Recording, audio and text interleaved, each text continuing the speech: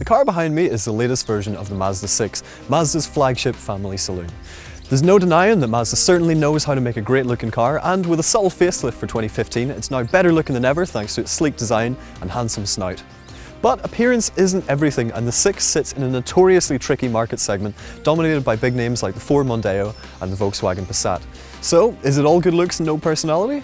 Well, let's take a look. The car that we've got here is the top of the range Sport Nav trim, which comes kitted out from top to bottom with this really nice leather interior. One thing that I personally like is that there's not too many buttons to get tripped up on. You've literally just got your air conditioning and this really smart touchscreen in the center console. Operated via this neat little rotary dial, it's surprisingly easy to switch between functions on the fly, and it's really intuitive to use. You've also got this heads-up display which pops up whenever the engine's switched on. It's a really neat touch, but it would be nice if it just showed something other than directions and speed. This model also comes with Mazda's £800 safety pack, which adds on extra features like adaptive LED headlights and an automatic emergency braking system to avoid low-speed collisions. It also comes with a reversing camera and a Bose surround sound system. Clocking in at nearly 5 meters long and almost 2 wide, the Mazda 6 is a lot of car, but luckily that translates to lots of headroom and lots of space for even the gangliest of passengers in the back.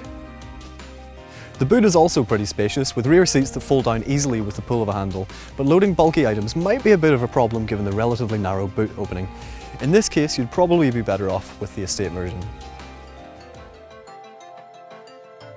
On the road is where the Mazda 6 really excels, with an entertaining ride, grip for days, along with direct and precise steering and a short throw gearbox. Although it's not quite as sporty as the trim name might have you believe, it's still buckets of fun, particularly once the 173 brake horsepower diesel in this car gets up to speed. Quiet and refined, even at motorway speeds, it still benefits from a healthy dose of torque, specifically 420 Newton meters of the stuff, which catapults the car out of corners and down the straights.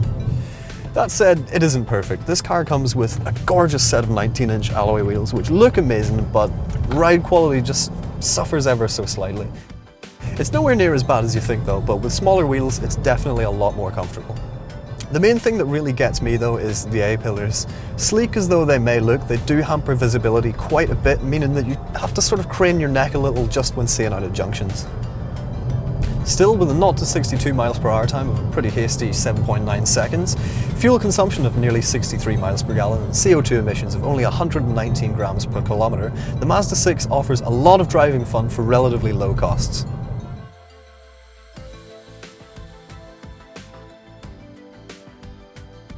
Speaking of costs, not only does it undercut its main rival, the Ford Mondeo, by about £200, the Mazda 6 also offers a lot more in terms of standout looks, low running costs and sheer entertainment value. Comfortable, high quality and excellent on the road, the Mazda 6 isn't perfect, but it's easily one of the best family cars on the market right now, and will definitely appeal to drivers who are as concerned with drivability as they are with style and function. So what do you think of the Mazda 6? Why not let us know in the comments below, and don't forget to subscribe to our YouTube channel. To watch reviews of its rivals, click on one of the links on screen now.